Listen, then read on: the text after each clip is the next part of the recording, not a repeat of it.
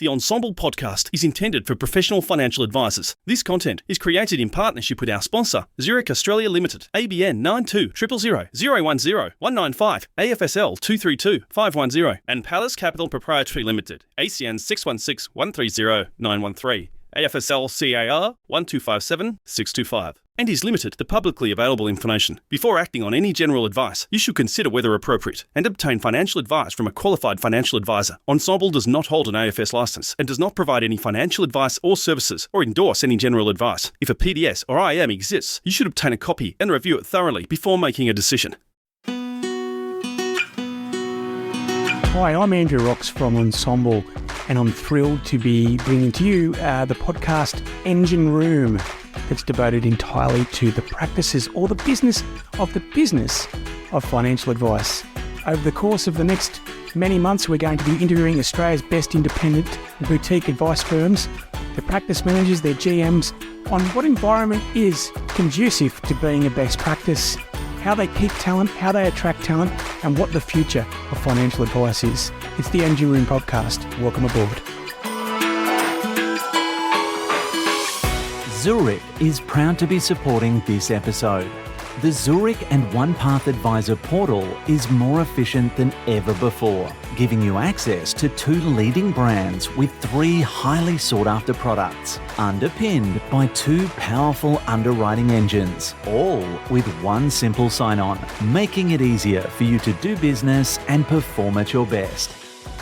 Palace Capital is a leading financier and investment manager specialising in real estate debt. Offering tailored solutions through actively managed funds, it caters to investors seeking dependable income and monthly liquidity.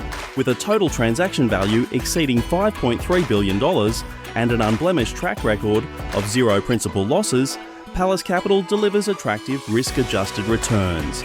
The Palace Senior Income Fund offers monthly liquidity and asset-backed income, rated 4 stars by SQM Research.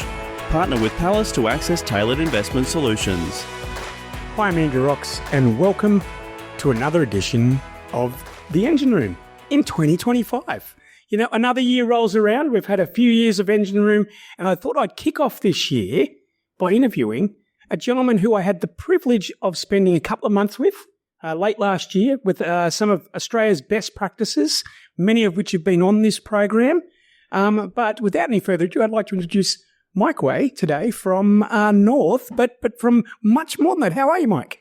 Yeah, good. Thank you, Roxy, and thank you for the invitation. Yeah, and I thought, well, you know, we were chatting, and I had a great listen to you quite a few times, and as I said, and we're having a bit of a joke earlier about the sound bites on these podcasts.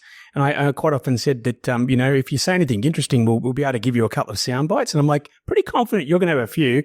But Kieran informs me that I haven't had one in the last 12 months. But 2025 is my year, isn't that right? Oh, he's nodding. Okay, very, very good. So, Mike, maybe to start with, I did a bit of stalking, looked at your LinkedIn profile. First of all, a beautiful little picture of what appears to...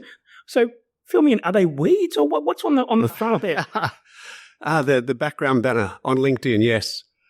It's a funny one, LinkedIn, just when you're trying to think about what to put on there. And I think posts these days as well, we're all encouraged to post on LinkedIn, but what do you actually put and how do you make it not sound like what everybody else has done? So if anybody wants to have a look, just the classic profile photo, but then for the background, tried to find something that represented what I do, which is around growth strategy and transformation, without choosing the classical picture of corporate buildings in Hong Kong or wherever it might be. So yes, a few plants that are growing. Now, it looks fantastic. And we also compared notes because my son, who graduated last year from a school in Sydney, went to the same school as yourself, and I believe we've got even more similarity. So maybe give us a bit of a feel of how a young gentleman from the Badlands of St Ives has come to travel the world and end up back in this role and spearheading the Growth Collective and working with North and their practices. Yeah. Okay. Well, I'll give you a few snippets and lead me along just to make sure I don't give too much detail for. Or if you give the bad ones, I'll ask again, right? And then and remember, we say we edit it out, but we just don't. Okay. So over to you. So it grew up as you set up on the North Shore in St Ives. Parents arrived there in the 70s. I was actually born overseas, so slightly different to have 3 nationalities, 3 passports, none of which for the country I was born in. A little unique there. So which passports? So born in South Africa. My parents were there for 5 years. Dad's a civil engineer by trade. But Australian nationality through mum, and then grew up here from the age of 1. Then British or Welsh through dad, grew up in Wales. Emigrated as a 10-pound pom back in his 20s. And then after spending 10 years in France and meeting my now wife whilst I was in France, a French passport as well. Oh, wow. Oh, wow. And I think when I start off the podcast, I always like to ask the guests, have I pronounced your name correctly? And Mike Way was the probably the easiest one I've had in a while. And apparently you ruined your wife's very French name. Yeah. I've got so mine's simple enough. Mike Way. The middle one, Llewellyn, is the Welsh heritage, just to keep it a little interesting. But yeah, Mike Way is the basic one. And yes, my wife, before we were married and before she changed her last name, was Ilse Helena Chris Carpentier, which sounds beautifully French, but obviously now in Australia she is Ilse Way, which doesn't quite have the same ring, but she's just as beautiful as ever. It's just what I've done to the last name. Oh, and shout out to her. So what took you on that adventure, and what's been a few of the defining moments that have crafted where you are now and what you love doing? Yeah, okay. Well, it's been, I think as you've seen from my LinkedIn, joined North about 8 months ago, and it's my first time working in a more specialised way with financial advisors and in financial advice. Worked in financial services and wealth management all a career, but not necessarily there. So now you're dipping your toe into the engine room and seeing what they're like. Yes. And you're still here. Yeah. Okay. Well, really loving it. And it's had me reflecting back to the start of the career, because if you go back to when I was at uni, I was always back to school. As a teenager, always interested in investing, always interested in shares, the share market. As a young sort of 11 or 12-year-old with mates, I designed a board game that was based around shares and investments. Obviously, it was just too complicated to play and wasn't any fun, but it just shows you the interest. Did my work experience at school at a stockbroking firm, and I think that's always the path that would have been more natural. But then back then in the 90s, there wasn't an obvious career path into financial planning. I was good with numbers, so just logically went to UTS, did a Bachelor of Business, and then found myself in chartered accounting. Yeah, well, financial planning wasn't really a vocation out of university. Yeah. I personally didn't know it existed until after I graduated. And my thing was, I'm getting to help people with money. It was pretty basic. I mean, I'm not that intelligent. But so you went into accounting and you became a chartered accountant or a CPA? Okay. Yeah, did 3 years in Chatswood for an accounting firm, so qualified as a chartered accountant. Worked in technology while I was there as well. And from there, one of my old bosses moved to Deloitte, and that was the shift then in 2000 across to Deloitte into consulting. But it was the chartered accounting. It wasn't something I could see myself doing for a career, can see the value of it. And it was a fantastic start to a career just to get that base of financial acumen. But then also what I'm finding fascinating now coming back to work with advice practices is just that base as well on how to run a business, small to medium-sized businesses. And a lot of our clients at the time were financial advisors and practices of that size. So it's just having that perspective at the start of the career and now seeing a little bit of the full circle is interesting in itself. This podcast is brought to you by Ensombl CPD. If I think about the professional development that it takes to become a financial planner that changes the lives of their clients, I'm thinking the math skills of an accountant, the legal skills of a lawyer, the personal skills of a psychologist. It actually takes a lot. And then on the other hand, if I think about how CPD has traditionally been approached, it's one of those things that's ignored and rushed through at the end of any given period. That's obviously a pretty big problem, so we set out to solve it. Ensombl CPD combines content accreditation, live streaming with compliance reporting, CPD management, and lastly, an LMS where you can upload your custom education. Our goal is to remove all the administrative burden from CPD so that you can focus on the parts that actually lead to professional development. To find out more, go to ensombl.com/CPD. What made you go overseas? Because I think you kicked off your career. You've had a few roles in transformation, and then you found yourself. Did you follow your wife to France? Yeah. So whilst I was with Deloitte, the first stint, so I moved across there, started in sort of business intelligence management reporting. So I got to report on where things were performing well or not. But from there, got interested in how you actually improve performance. So this was the mid-2000s, so then got into Lean Six Sigma, spent a lot of time working with organizations, mostly financial services, but a whole spectrum. At one stage, found myself in Qantas in an airport hangar, looking at how they do heavy maintenance on our planes. Just fascinating start to a career. Back then, it would have been an Australian-based maintenance team. It was hangar 271 down at Mascot. You can still see it there. There you go. But part of that work was because they were looking at how do we avoid offshoring, how do we do as much as possible onshore and on the ground. So all with the right intent, but incredibly interesting to do. But I think from my parents who'd always travelled and my dad that had moved from Wales, I always had the overseas bug. So with Deloitte then in 2007, I moved over to London with them. As every Australian does when they land in London, you travel around and you visit as much of Europe as possible. And on one weekend while I was in Paris, I met a French girl, which then led to 18 months of weekends on the Eurostar. And then at the end of 2009, we said, look, this is serious. We should probably live in the same country. She'd already said that she was keen on living in Australia one day, to the point where I was thinking, is it me or is it the green card? But she's shown since it's a bit of both, I think. You stayed in France long enough that I think it was the other way around. I had to lock it in. So yes, and then 2010, I resigned from Deloitte. My boss at the time said it was the most beautiful resignation he'd had so far, leaving for love, and moved over to Paris and started trying to learn French.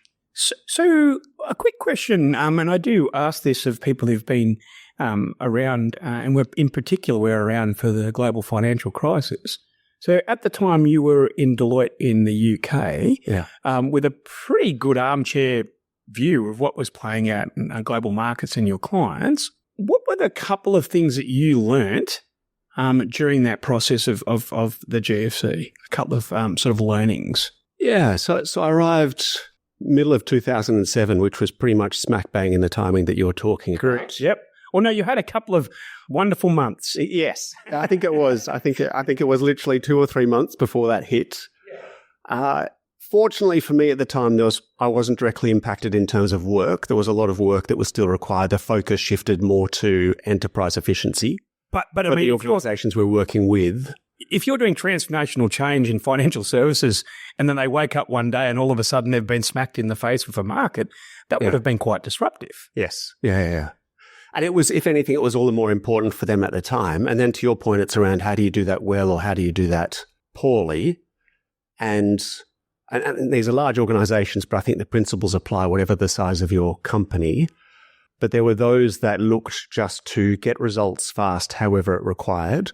And then there were those that, despite what felt like incredible short-term urgency, still took a long-term view as to how they did it. Right. Realizing that they wouldn't get the results in 6 months, but actually retaining your people, having confidence and looking after your clients is still paramount. And you can't burn that in order to hit short-term cost reduction to meet an external share market expectation. So that was a big learning at that time, I think, was just seeing the importance of keeping a long-term perspective. And as in any business, it's so easy to forget this, but it just should be at the front. How do you look after your clients and how do you look after your people? And if ever you're unsure where to focus, start with those two and the rest tends to look after itself. Yeah, so that would have played out. And then, as you said, you arrived in France without any language skills at all. I mean, your deep knowledge of the Welsh language probably didn't get you too far into business schools in France. And how long were you there? And did you learn French? Yeah, so we were there I was in France for 9 years in the end. So it was 12 years in Europe all up with the time in London. And I started with time out of work and then discovered just how expensive it is not to be working, but still to have your normal life expenses. But I spent 6 months at the start of 2010 through spring and summer in my 30s as a full-time student once again. But it was a magic place to be a student in Paris, learning the French language. So 5 hours of courses per day. We all thought at the end of the course that we'd be fluent. Obviously we weren't, but it gave all of the basics. And then over the course of the following years, I shifted from full-time study to getting a full-time job, and then following what I called the absorption method, which is you're in the country, you've got the basics. The rest of it you'll just get from time. So yes, did become fluent in French while I was there. Donc je peux parler français sans souci, assez couramment. That sounded convincing? It did, and with the benefit of AI, I'm going to get Kieran, the sound guy, to my response in artificial intelligence French. So hopefully, who knows by then. Yeah. But Mes poches sont pleines d'escargots. And thank you for that compliment, by the way. Glowing. Skills for everyone who can't understand. Yes, obviously. Thank you very much. What made you come back to Australia? So loved the time there. It was more on the family side. So my son was born while we were there, and then our twin girls. And when my wife was pregnant with the twin girls, we had the conversation of, okay, well, She's like, remember that Australia deal that I had? yes, yeah, she's already lined up and said, honey, you're taking me to Australia one day. Do we have them there? Do we have them here? If you have them there and stay, you don't really want to move while they're sort of in that 3, 4, 5 year age bracket. Yeah. So either you move beforehand, you move just afterwards, or you stay there for a solid amount of time. And then also I'd been overseas for 13 years. My parents, who are now sort of 79 and 80 respectively, but obviously I've been away for 13 years. There's always that thought of being closer to family as well when you've been away for a significant amount of time. So those were the two draw cards. And we decided, obviously she gets first call on decision on where in terms of birth for the kids, to have the girls there, but then to move over here as fast as possible after that. So we made the move in late 2018. Which locks them in as European citizens or European passport. But yeah, they get that through the nationality. But yes, they've got the French and the Aussie. And I always liked growing up, despite the fact that I had no memory overseas, of having somewhere else as a birthplace that you write down. And we liked the thought, knowing they were going to grow up here, to have somewhere in France as their birthplace as the reminder. But it did lead up to a flight that I don't think I'd ever want to repeat, with a son who was 2 years and 4 months old, and then 2 girls at the age of 10 weeks. So that's obviously just a 24 hours that our psychologists will help us through to block from our memory, but all went well. There's also probably, 3 or 4 hosties that have resigned, having to look after you on that flight as well. So it sounds like tough times. And look, a shout out to everyone who's just got back from Christmas holidays. If that resonates with you, get yourself a decent therapist and maybe a family lawyer or two. So you've come back to Australia. You've come with great skills. You've been because what you do, and for what I saw end of last year, is completely people are people. The concepts are completely transportable. So you put your foot you put your feet under the desk here in Australia, and you've made your way back to North. But via Deloitte, is that correct? Yes, yeah. So first job when I came back, had a few years at Westpac initially, then had a couple of years just recently at Deloitte as a strategy partner. Loved the role, but also whilst they're working with clients, discovered it was the client side work that I really loved. And when you're doing those 8 to 10 week engagements and then you have to finish and walk away, there's a feeling of just, hang on a minute, I was bought into that. I want more. I want to do that. Right. So it was you've overinvested. Yeah. Yeah. Right. So I mean, but you can't not. That's a good trait. You can't not do that. Everyone listening here is either involved in a small to medium sized business or has aspirations, and if you're not invested in that business, you've got no hope. Yeah. And I think that was the reflection after the time with Aviva, HSBC, and Westpac, was just realizing I love being part of the team and working on my own business rather than just consulting to others. And the great thing about the North role is that it's a bit of a combination of the two. So it comes together nicely because it's really, I get to spend all of my time thinking about North, but then you're thinking about all of the people that use North. So you get to have a mix of how do we grow our business? Well, that's based on the people that use us. How do we help them grow their businesses? And what role do we play? And I think that was what was helpful with the Growth Collective sessions, I think, is really just not thinking about, from a North perspective, what do we do and how do we sell it? Rather, it's, okay, who are we working for, the advisors and their clients? What do they need and how do we respond to that? So it's a pull on what's needed rather than a company that's trying to push something, which I think is relevant for advisors as well. When you're working with your end clients, you're not looking to push your solutions. You start with a conversation of understanding their needs and then see what they need rather than going in with a solution in your mind before you talk to them, obviously. Absolutely. And 2 questions. First question is, was that a new role to North? So that's my first question, but let me go. Second one is, so many people have got transformation on their title, okay? We've got a listenership that want to get to the point. So let's demystify or myth bust what that particular role means at the grassroots, what you actually do, and maybe just, give us a little bit more coalface interpretation of that term. Yeah, of course. So it was an evolution of a prior role. So that they previously had a role that was focused on transformation. They were looking for a role that was across strategy and transformation. So it was a newish role in that sense, just to your first question. And we'll happily talk through strategy and transformation and demystify those, because obviously there's, I think, where consultants or podcasts and others can spend their time trying to make it sound confusing and intelligent. There are some basics to it that just work that we can understand. Strategy in itself is really about decisions, trade-offs, and choices. And then transformation is looking at how you want to evolve your organization. But within that, and I think if you, as a leader of an advice practice and thinking about this, you need to work out when it's actually continuous improvement and you're just continually evolving your business versus when there's a need for something a little bit bigger as a one-off, such as a fundamental change of your technology or a fundamental change of your investment strategy, whichever it might be, and trying to make sure that the way you approach that suits the scale of what you are trying to achieve. Look, I just loved, the whole reason you're on this podcast is that I really enjoyed your sessions last year. But the way in which you just articulated the three aspects is decisions, trade-offs, and choices. I would say that introducing trade-offs is something that a lot of people overlook, and they think that potentially they're given 10 bullet points and they're going to do them all, and they spin.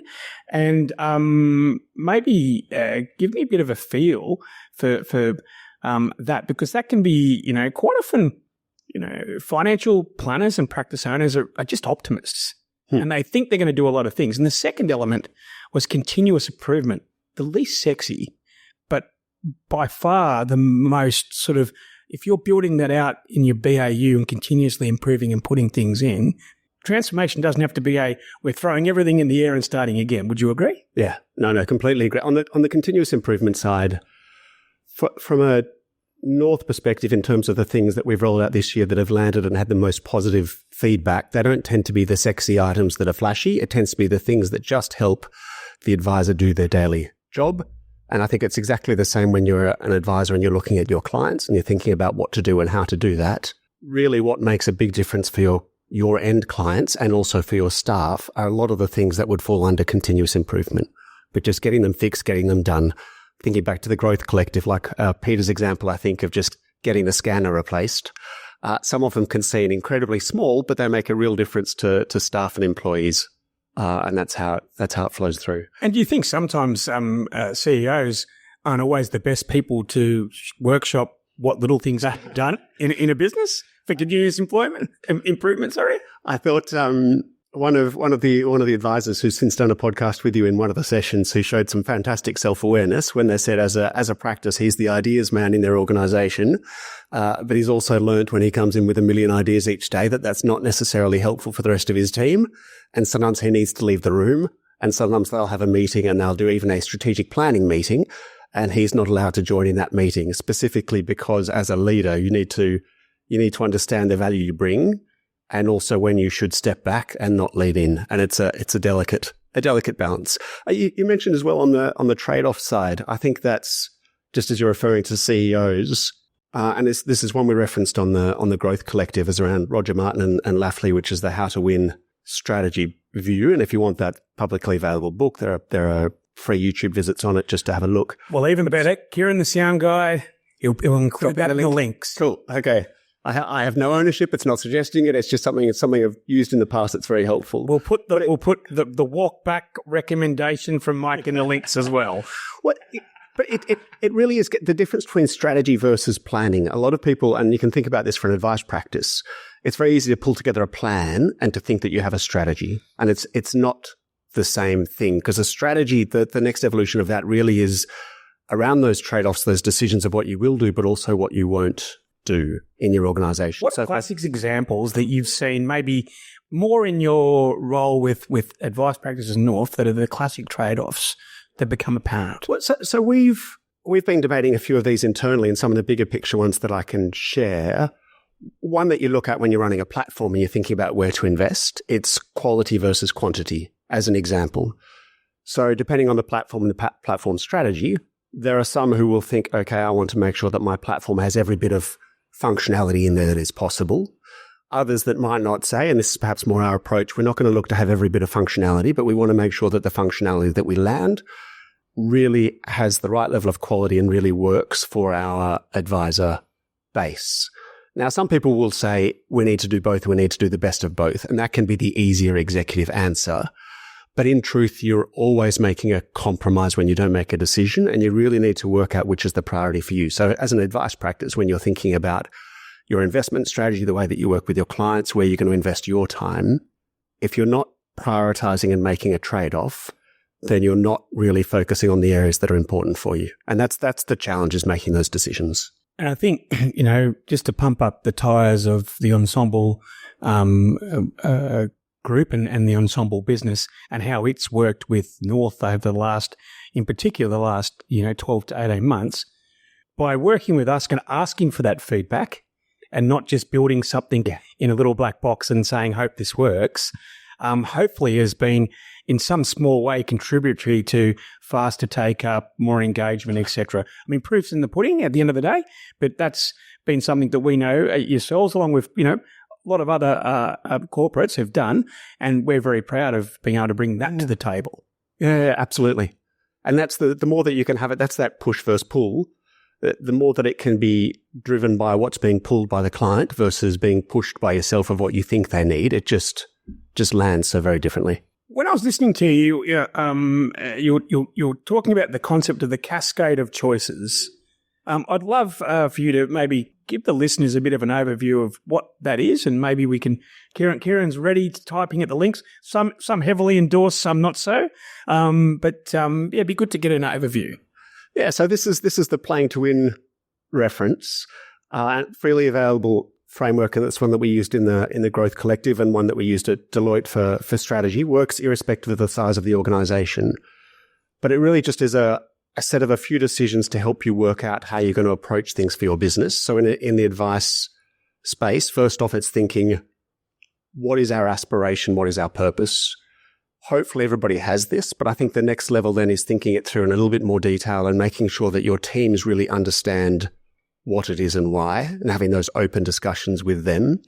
And then the next two in the flow, one is the where to play, and then the third is the how to win. So the where to play, this is, I think, again, everybody will have an answer, but it's really getting to the next level of detail. In your advice practice, who is your target market? But it's writing it down. It's so obvious, but it's not always sort of played out. Yeah, and we might say, well, it's high net worth is our target market, or we might say it's a particular age bracket. But that in itself is not enough to help you make the rest of the decisions you need to run your business. And it's really trying to challenge yourself and work through that next level of who your target market is and why. And this is not suggesting that you don't serve others, but it just means once you've worked it out, you can focus your investments, your decisions, and your people and capabilities on that target market. And it just means you'll have that much more impact for that group that you're working for. And then the how to win really is think of it as an advice practice. Why would somebody choose you over somebody else? And this is where the trade-offs part is beautiful. If you look at the large banks, for example, so thinking back to that past work, and you look at the strategy of each, somewhere in there, every large bank as part of their top 5 will be to have the number 1 digital app. Now, if all 20 banks have their strategy to be the number 1 digital app, you know that there's 19 that are going to fail, and there's one that's going to win. But it's a classic example of not really making a decision of how you're going to differentiate. So for an advice practice, it could be, we're going to know our clients better than anybody else. That is a very good mission statement. It's definitely something that you want to do, but it is not something at that level that's going to differentiate you. No. So what are examples of good differentiation? I mean, my anecdotal evidence are, planners that get more granular. We're interested in pharmacists in their first 15 years of their business. That's in a certain area, and they then can make all the marketing and all the specialization around it. Is that what you're insinuating is part of that process? Yes. Yeah, very much part of it. And then it's thinking through a few of the layers to think through just for an operating model, if you want to note them down if you've got a pen handy. But at the top level, it's your effectively customer, product, and channel are the top 3 layers. So customer is who is your client base. The product is effectively or service, what do you provide to them? And the channel is the way that you do it.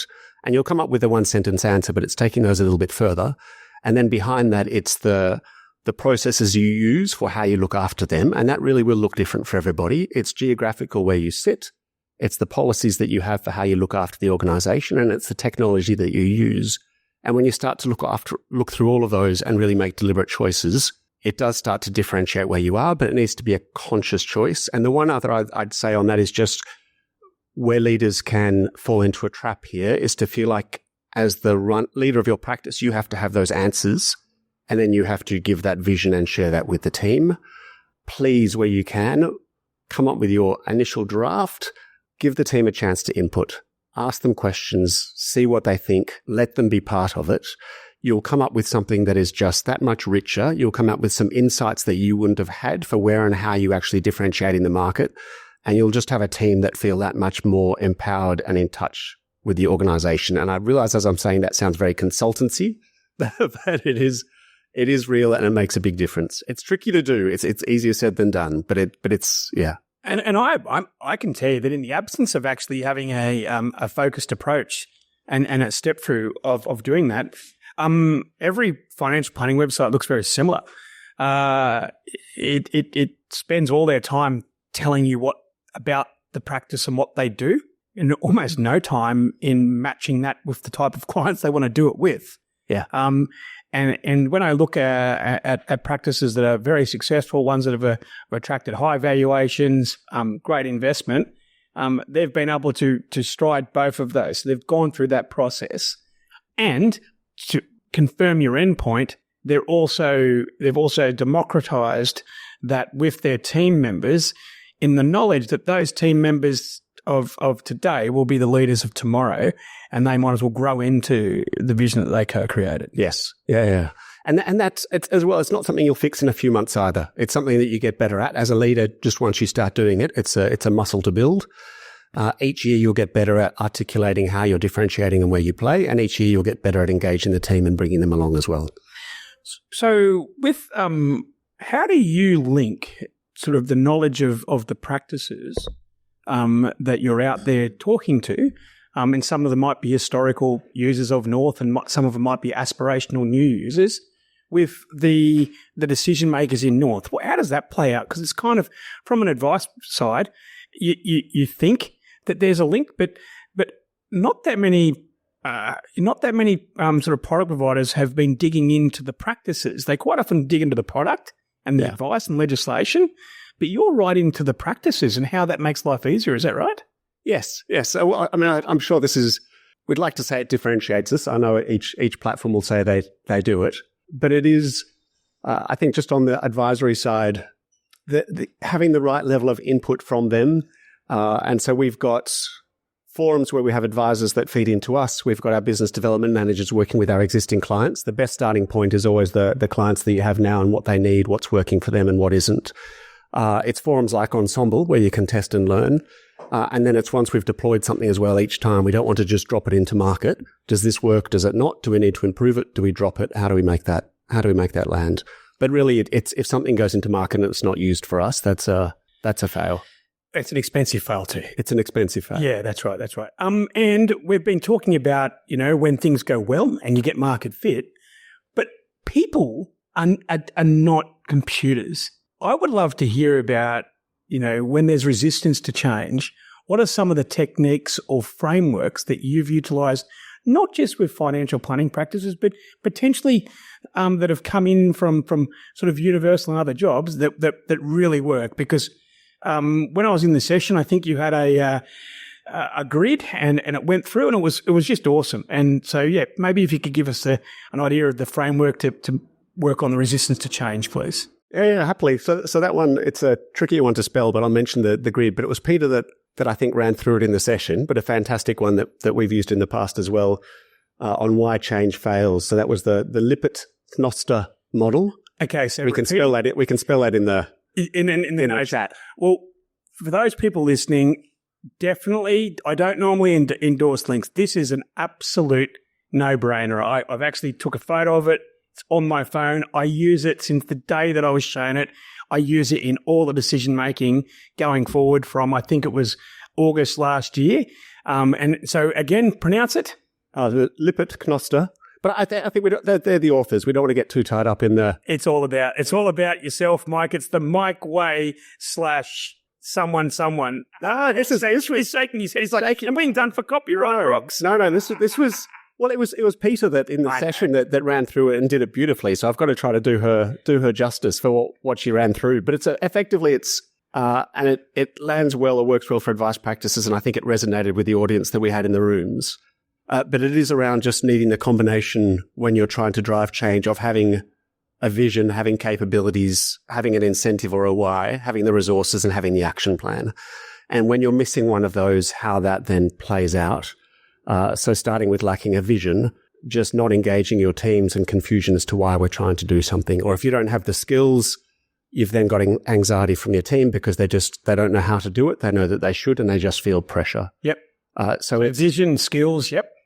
Yeah. Incentives, which is the why, which is a driver for resistance. And we had some great chats, I think, in those sessions led by Peter around the, what can drive resistance, but also incentives not just being financial. Yep. But what's the why for your team of why they would be bought into this? What's the impact it has for them? And the challenge in a practice, which you can do depending on the number of people, or the risk, I think, is that you often come up with the initial answer and think that it applies for everybody. The challenge when it comes to resistance is it is unique. And so if you've got 5, 10, 20 people in your practice, the why for each person will likely be slightly different. I think that, one of the much overlooked incentives for people across a practice is, did that just make my day easier? Yeah. So it doesn't have to be monetary. If the thing that you've rolled out makes my life easier, my day easier, well, I'm massively incentivized to lean into that. Yeah. So it's interesting that, the whole motivational piece around people. Yeah. Well, and when that's the part of do you hire for behavior or do you hire for capability? And I think there's been a positive shift in the last 10 years towards the importance of behavior. You don't want a lack of capability, but behavior and motivation really is important. Because and that's where you pick up the discretionary effort of your team. If you can hire correctly, but also then give them the right vision. Because effectively for advisors, when you're thinking about your clients, and I'll check with you, Rox, if I've got this right, but my playback of sort of the top 3 of what your clients are looking for from you, one I think is around they're looking for trust and having someone in their corner. Absolutely. I think they're looking for an easy and positive experience, and that goes a bit into process administrative, but also just the personal side of the relationship. Well, even more than that, they get easy experiences in the rest of their life. If I want to watch television now, I just turn on streaming. So make it as easy as that. Yes. And that's the challenge is people are taking experiences from other industries. Yep. You can't just compare to the other advisors. Yep. They're yes. So yeah, you can see the challenge. And then the third one is they want confidence. So for them, it's around financial confidence. And I think that's partly confidence in their financial plan, but also the confidence they get from having confidence in the advisor who's in front of them, because it is a people business. So it's the combination of those 3.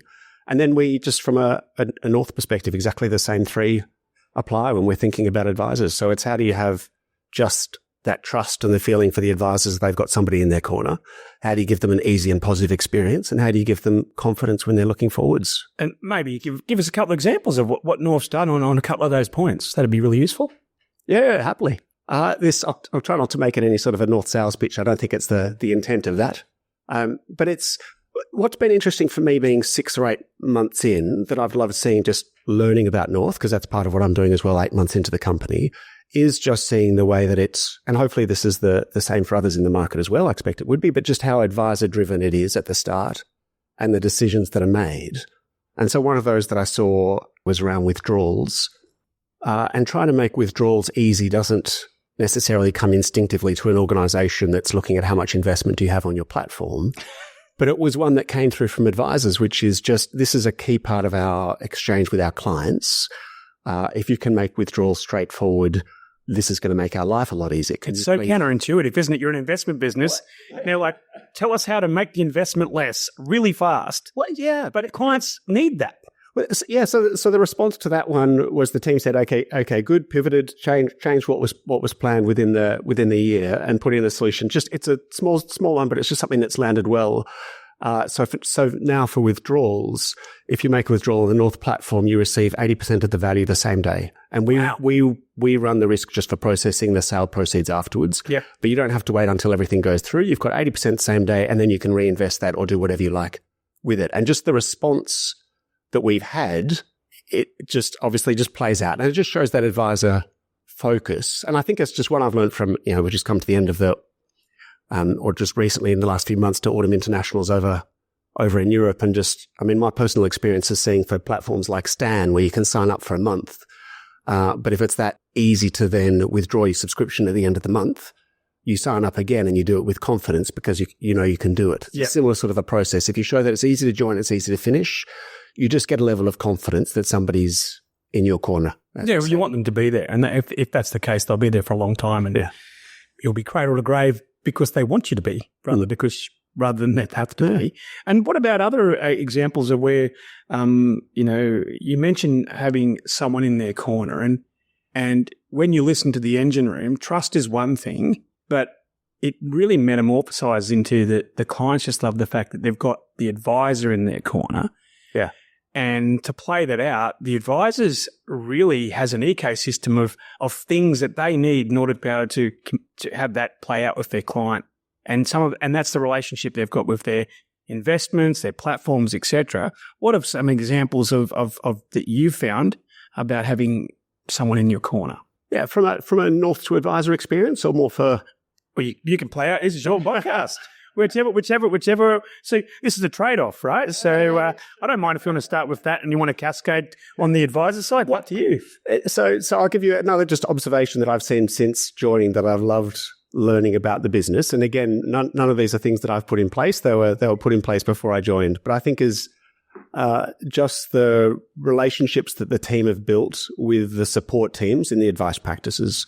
So not just the frontline people, the practice managers, operations. Okay, wow. And so that's been something that was just so underutilized in sort of my term.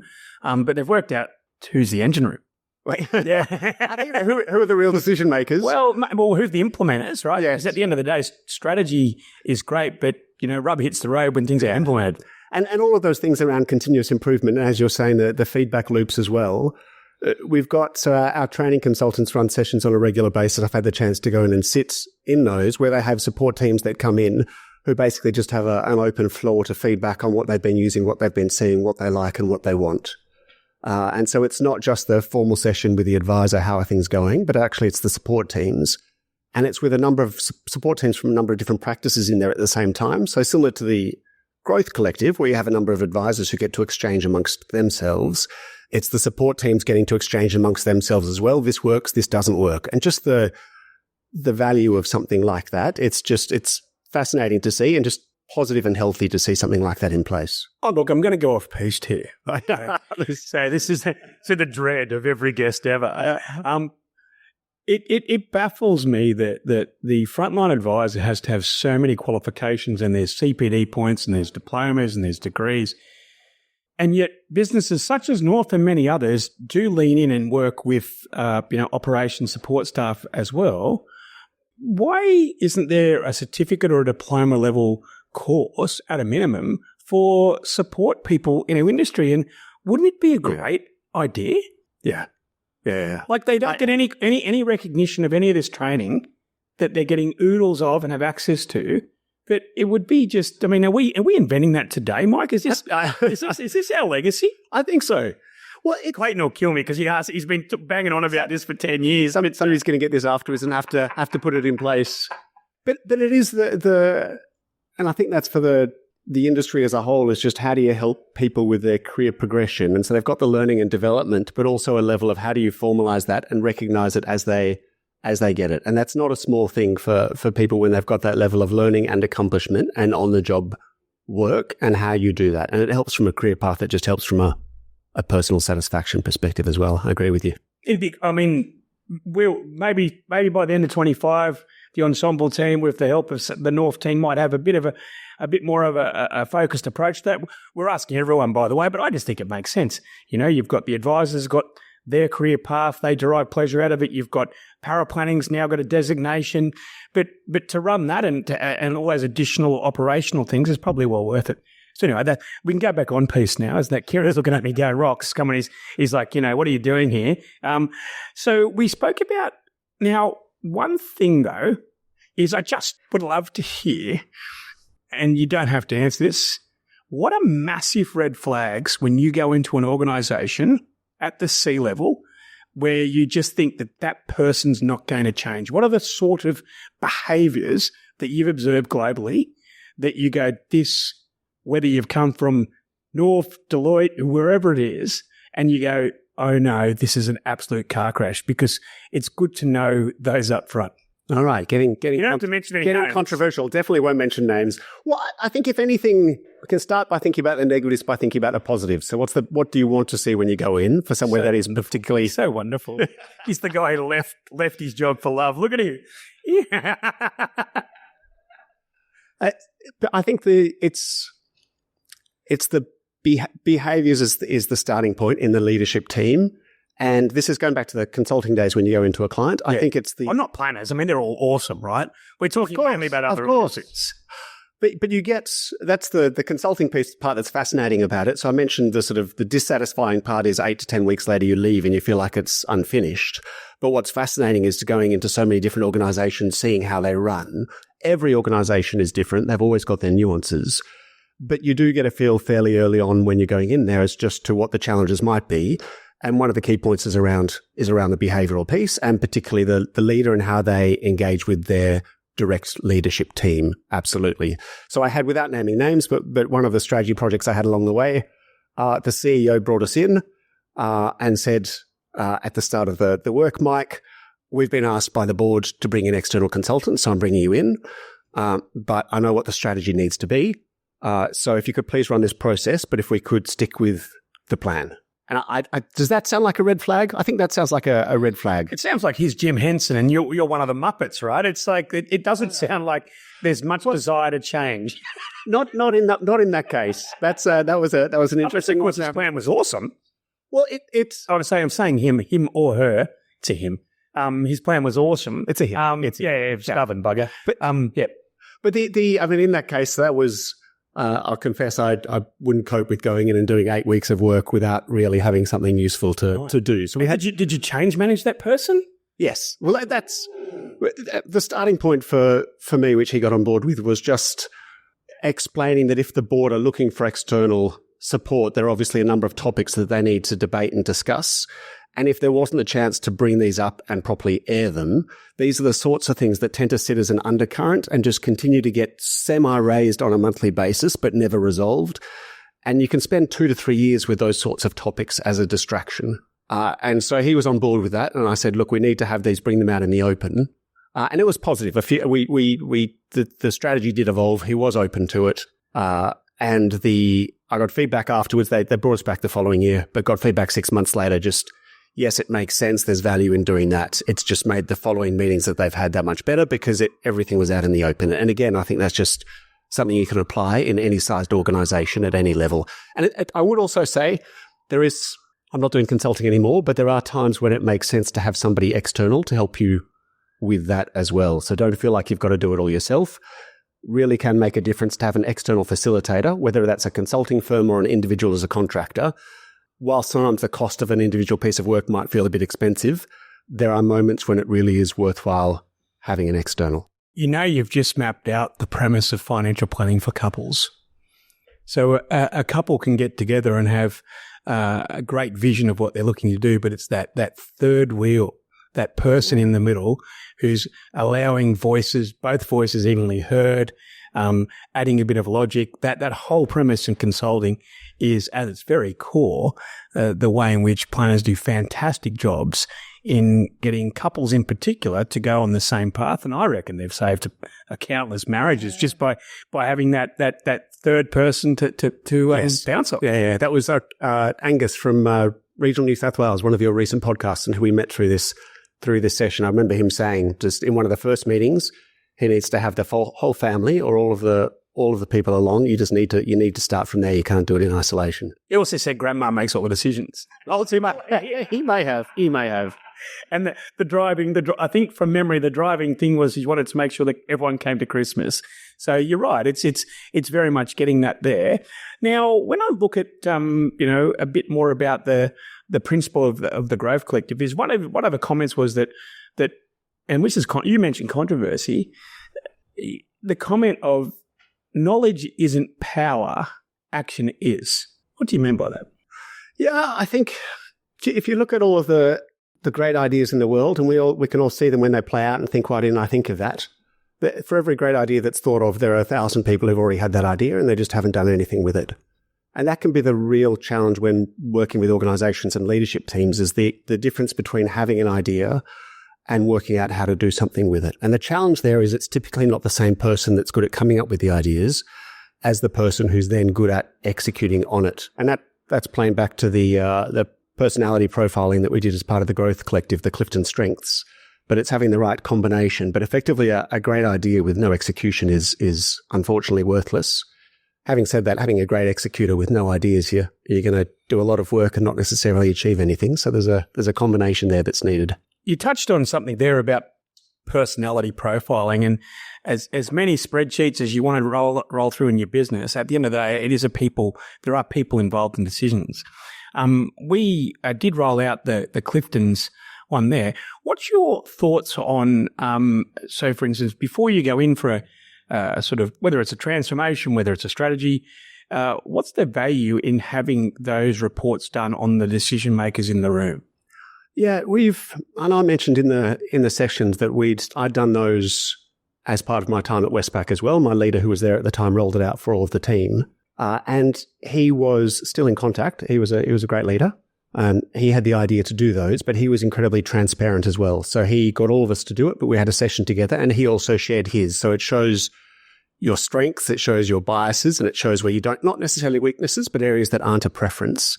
And it just helps in terms of engagement, but also seeing how cohesive your team is together. And I think you can do a combined one, can't you? The value of doing it. If ever as an advisor you're thinking about this or whether to do it, whether it's Clifton Strengths or whichever it is, there's a number of options. That one does work well. But if you're looking for money to invest in team building or an event of some kind, it is incredibly useful, both for every individual who participates for a level of self-reflection, but then also seeing how each of you interacts. And I did think it was brilliant on the Growth Collective, just people talking about taking it home and sharing it with their spouse, who would look at it and say, yes, this looks about right.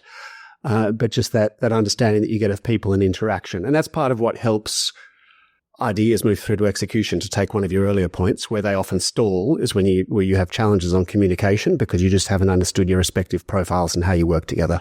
And just to double down on that point, I think if you've got a budget for team building or looking to do things, I think that including all of your team, especially in an era where some of your team might be hybrid or remote, and you're not getting that incidental conversations with people that you used to, and also when you've got team that might be overseas or outsourced, but getting there, because they're all people. Yeah. They've all got things they like, doing things they don't. They've all got preferences.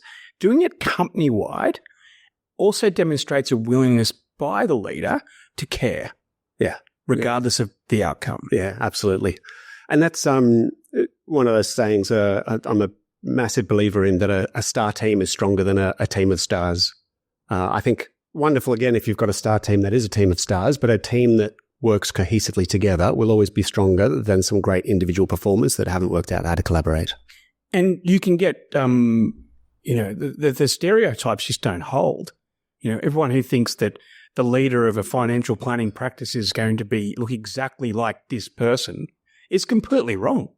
And your vision or your own awareness of what it takes to be a leader and whatnot can be challenged as well. You might have people that are very creative. You might have people very analytical. You might have people currently in your administration operations team who are highly creative, but you've never actually given them would you like to have an ideas box? Yeah. Well, there you go. So it's well worth doing that exercise. Another one, I suppose, getting back to North as a growth partner, you referenced a few times that you're helping, advisors manage change. What do you see as the challenges of an advice practice when they're looking? I mean, you're not the investment guy, I understand that, but you're talking with your team.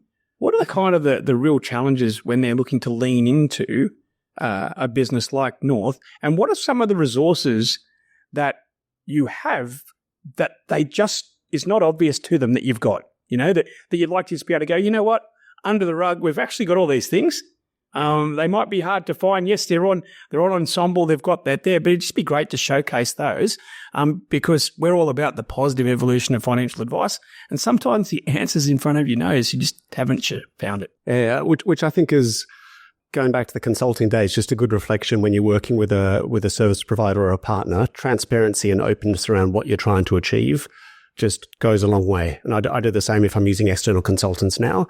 No need to beat around the bush. Call them up, say what your issue is, give them transparency, let them know what you're trying to solve for, and it just goes a lot further, the right sort of relationship. And I'd say the same between advice practices and your platform, whichever platform it is. Don't hesitate to speak to them, be open about your challenges, be transparent. It's two-way and it just works that much better. So on our side, typically it's through the first point is the business development managers, but then the services around that. And we're looking at how to get more of our leadership team involved, just given the mix of capabilities we've got there.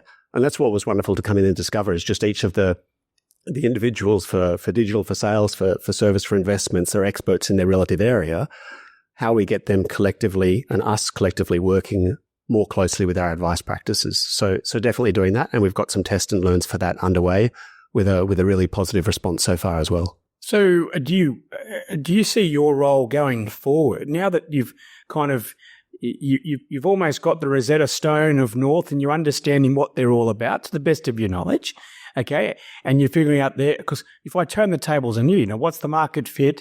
What are you doing? What are your trade-offs? If you put that on yourselves, what do you think is the North Star?